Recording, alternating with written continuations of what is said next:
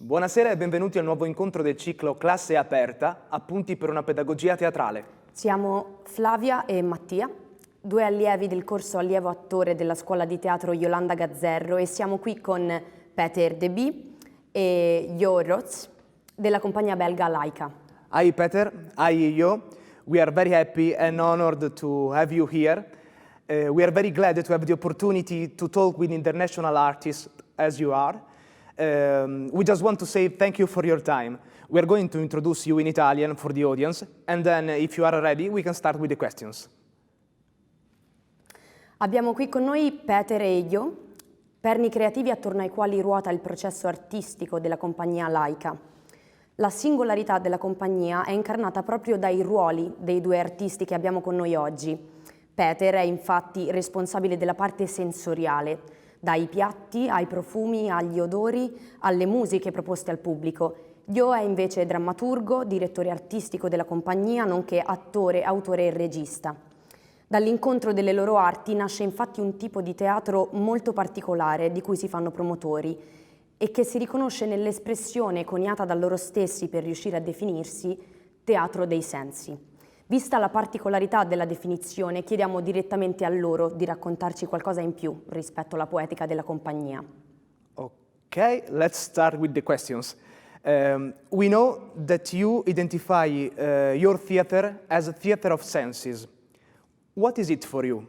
Why properly theater of senses, and what are its characteristics? I think it's a good idea that Peter start with his answer because, as you told, Peter is more responsible for the senses as I do. I'm very interested in it, but Peter is how can I say it, the founder of this idea.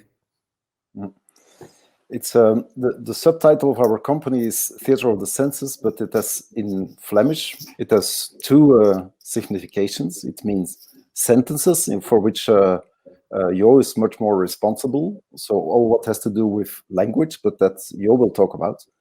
And I'm more interested in the five senses because I'm convinced, or I like to come as close as possible to the public as we can. And I think we can do it with the five senses we have as a human being, and the taste and the smell and the touch. It's part of it. And as I'm also a chef, in a lot of Laika's projects, we use food to create this kind of convivialité. What's a word that we have from the French language, but it means that brings people together. And that was what the performing arts, which is a live performance, is doing. Voilà. Yes, and maybe I make some anticipation about next questions, but also the reason of choosing Don Quixote as theme of our project is the reason is that also the story of Don Quixote is full of references to sensorial experiences, taste and smells and things like that. So the connection between the work and our company is very clear. Which were the most important steps of the path that led you to conceive and investigate the fusion of theater and 360 degrees sensoriality, if we can say that? And at which step did you meet and decide to collaborate together? It's a long story, I think. I was first the financial director of the company here, working for 5 years. And in the meantime, I did a lot of catering, catering, but always in an artistic context. And at a certain moment, there was an invitation of a festival in Holland who asked to think about the combination of food and theater. And it was Piep en Eat. It was the first performance we made in the combination of food and theater, or the senses. And Jo was acting in it and helped a lot with the creation of this performance. And it was a kind of culinary peep show. But for me, it was a first, I realized that combining food and theater, you had a completely other contact with your public and a very close relation, and you could talk about other subjects. And I think in the work we did with Laika was sometimes it was what I did in Laika was inspired by the food, but by the years it became more a kind of the language of our performances. And what we did in Italy last year or 2 years ago, it was what we did more like with Pentamerone, is where we use food to reflect on text and on sentence, and try to find a way to speak, with all the senses to the public. And I think it's also always been with or without food. It's always been a challenge for us in each project to find ways of participation of the public also. And we have a very large range of manners to let participate the public in our spectacles. Sometimes it's in the location or in the seats, the way the seats are composed. So it's also a part of that work that we really wish to participate the public. Maybe you have seen some of our shows, and you can discover it also in Tutto fa brodo. There is one moment that we really brought the public on the scene to participate really in the atmosphere of the play. We see that your first shows were addressed to kids, and you are still working for that kind of audience. Is there a pedagogical function in those shows? And if yes, what is the recipe to educate and entertain at the same time such particular kind of audience? When we founded the company, and it was still before Laika, there was another company, Blue 4, it was called like that. And then we say always, we make adult theater for childs. So, and that's still, I think that's still our idea, that we don't think that kids, childs must have really other themes and really other contents.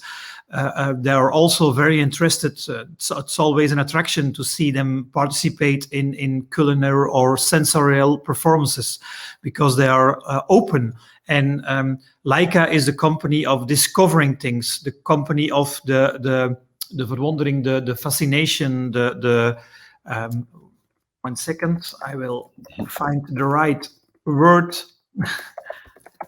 because they have really a feeling of magic, and they want to be surprised by things, and that's also what we try to do in our shows. So I think that's a little bit the connection between our work for childs and for adults. It's the same way of making an atmosphere, making an arena, making a world of wondering and surprising people. Like also Peter and me, I think we are also people who like, we like very much to be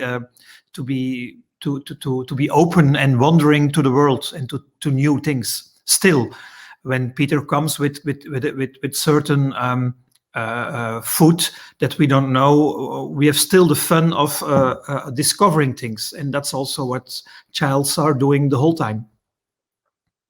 Yeah, being with this open mind in the world, it's what's inherent. It's part of to be a child. They are curious about everything, and that's what we try to keep on. Also, if we make performances for adults, but as you say, we are not so busy with making. It's for adults or for children. We make the things we like to talk about, and some subjects are more related to what the world of children is about. And I think we also like to play for children because it's one of the most democratic ways of sharing theater with your public, because we play a lot in schools also, and we like to go to our public, and that's also part of make it possible to have this public who's not always able to come to the theater. Peter, you, as said before, in your works, the secret ingredient is the special use of sensoriality. Watching some videos of your works, we were impressed with the role of the speciality. You already said something about it. For example, Pentamerone, as you said before, and Stuck, 2019. And we would like to know more about it. Can you explain us how do you work with the space related to the fact that you ask the audience for a very strong participation? Maybe it's good that I say something. Stuck is not a performance in which I was involved. It's a performance that we made in Laika, but maybe it's a little bit confusing because the work we make with Laika, it's a lot of collaborative work.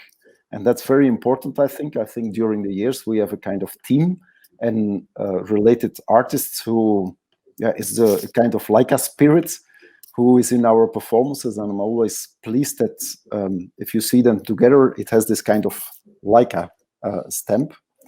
But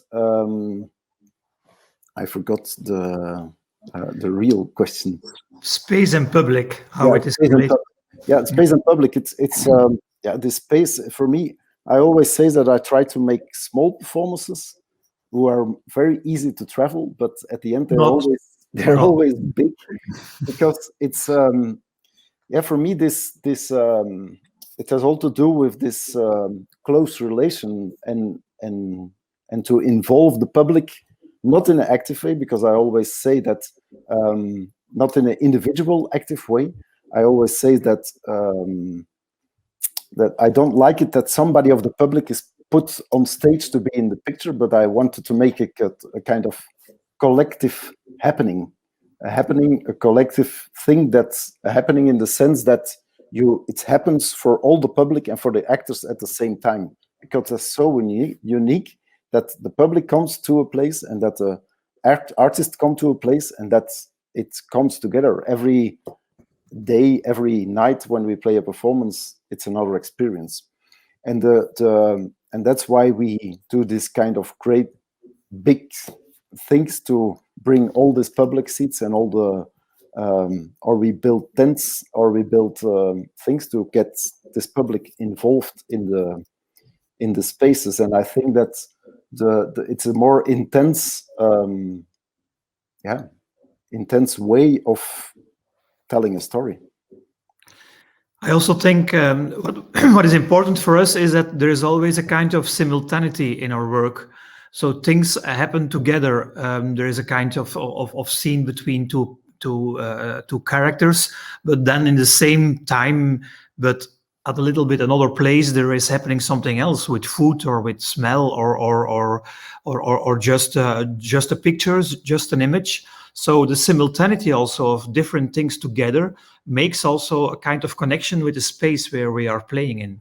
Pentamerone, there was really always a kind of focus. Also, when I directed it, there was always, okay, I want that there is happening something at 2 or 3 places in the same time, because I like very much that simultaneity. And I think also Peter in his work, in his culinary work, is trying to do more than one sensitive thing. So things come together in that way. When we had a show like Zigzagkind, it was not really sensorial, but Peter designed the scenography.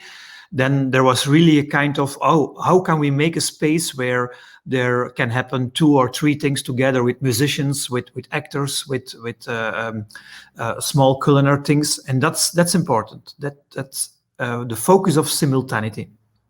Yeah, and that's the fact that it's simultaneous. It's intensify also the experience, and that's, I think, important. In 2019, you worked with art, and in particular with the students of Iolanda Gazzerro School. We had the opportunity to see the final show of the workshop, Tutto fa brodo, in which we could experience very clearly the theater of senses. The students told us something about the show, and they said to us that you merged the story of Don Quixote with some episodes of their personal stories. We'd like to ask you how and why you worked in this direction, and how the student's story helped the construction of the show? That was really a challenge, because we had first workshops with Michiel Soete. So he did a lot of preparation of our job, because he really tried to make the connection between the personal fascination and the work of Don Quixote, the work of Cervantes. What's really a masterpiece of 1,200 pages or something like that. So there was a lot of stuff to discover and to explore. And Michiel did it before we came. So and he was really focused on yes, what does it mean for you? Can you make a kind of identification with this work? Can you remember something in the work that's associated with your life or with experiences in your childhood, for example? So there was a lot of material, and there was a lot of things that he discovered and that he explored in, I think, 4 or 5 weeks, something like that, Peter? Yeah, longer, 8, I think, yeah. Yes, maybe longer. So that work was already done when we came, because we had another project in Belgium that we had to finish first. And Peter then associated with Michiel to work together for a few weeks to make it more in the way of in the culinary way also. When I came, I was more concentrated on how can we make an adaptation of this work, of the Don Quixote of Cervantes. So I could see all the work that was done already by Michiel and by Peter to discover and to explore things. And then there was still the masterpiece. What will we tell about it? And it was really very nice to see how it was very simple. We were thinking, okay, we have 1,100 pages.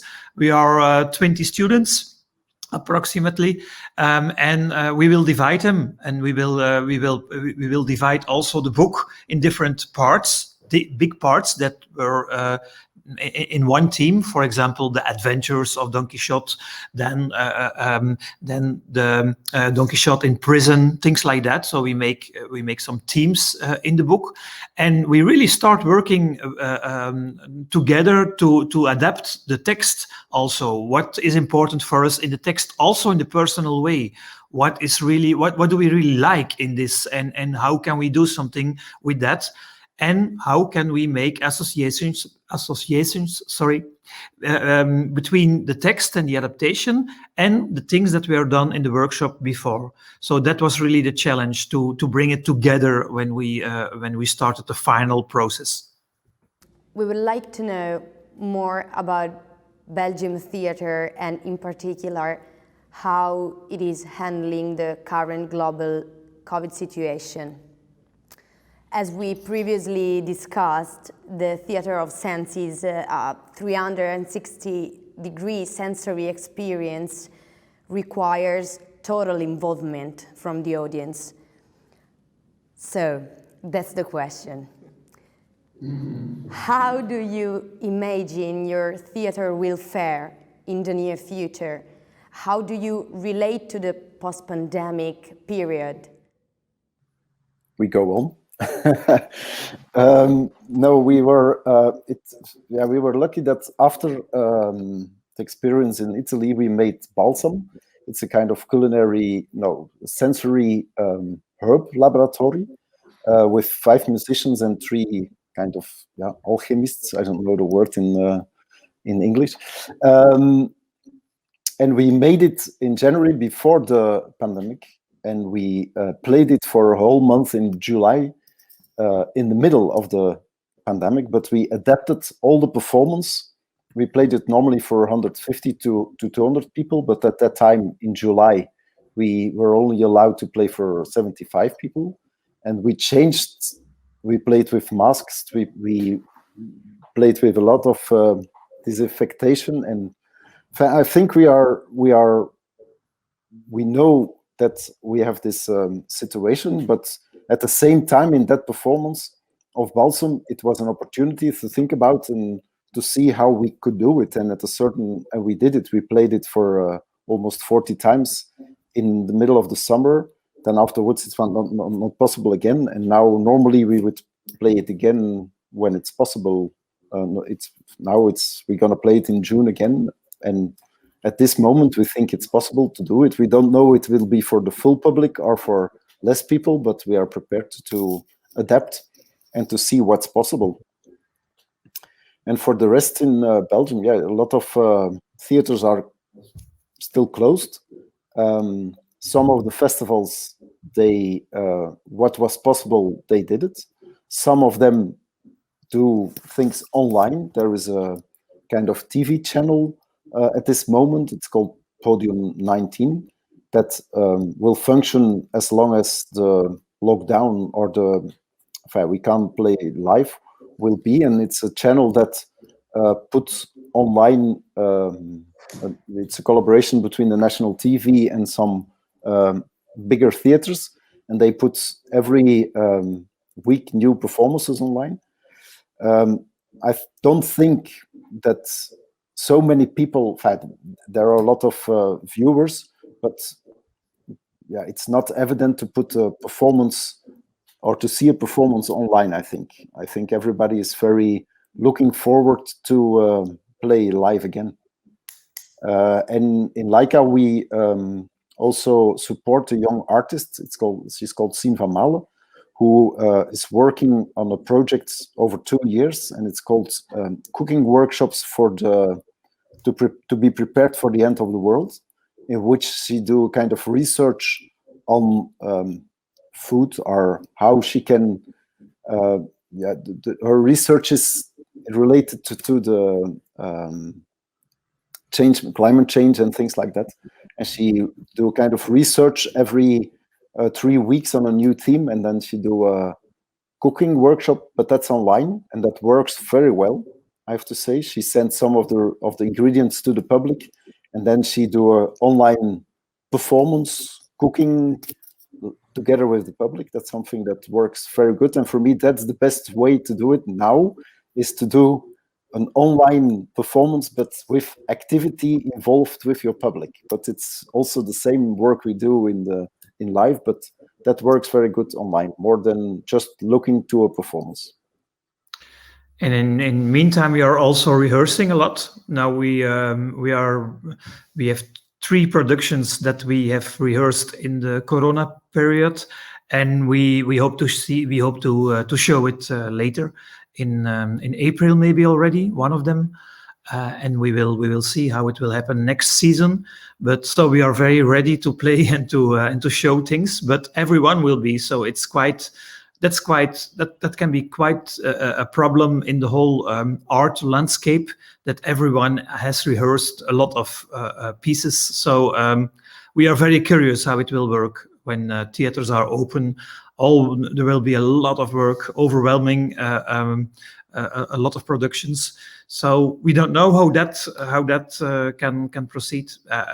We are very curious about that, but we are ready to play.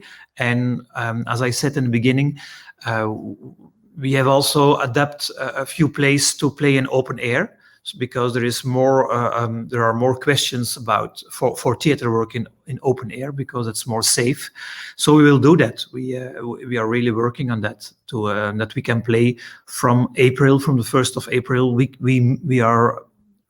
can play in the open air for a very limited public of 50 persons, but we will start really from the first day to do that. Yeah, and we have some small performances who can play also in the classroom, and that will be also easier to do it for a smaller group than before the theaters will open again for full audience.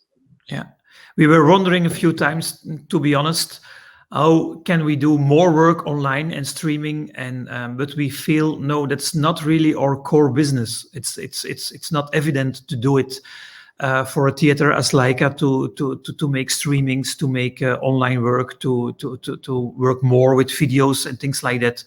We are not the best in that kind of work.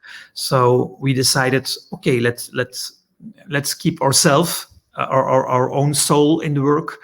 So sometimes we have also said no, and we will do it. We will wait now, because we cannot really show the same quality as we wish. It was a huge question. We're aware of that. So thank you. I think we have time for another little question, if you don't mind. It's okay. I was curious because you used, and you're still, I hope, asking for the audience to a total involvement and a very strong participation. How do you relate to that? Because, I don't know, I think sometimes it's really complicated to, I don't know, to involve audience totally, completely, without, I don't know, make them feel not comfortable. I don't know if I'm clear. So, how do you relate with that? I think one of the things we do is that what I said before. I saw a lot of projects in which there's also an involvement of the public who's individual, where it's one-on-one, or where it's a public really.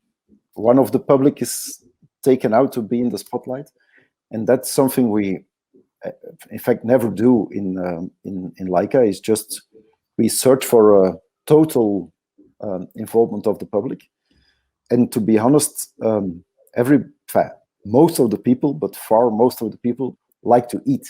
So that's also things that if you smell or taste, that's something that's.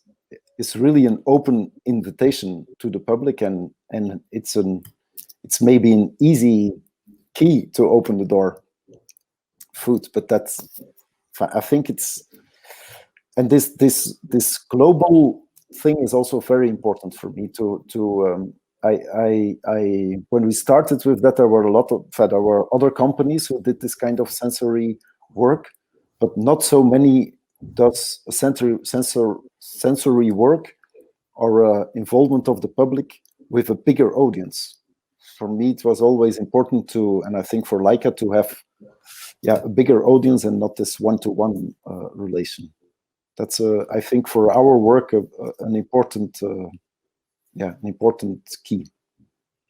That makes it also interesting to work in Italy, because we had the feeling, the impression, also when we have read the reviews after the performance, that the culinary part of the performance was very well, how can I say it, detected by public, but also by professional people.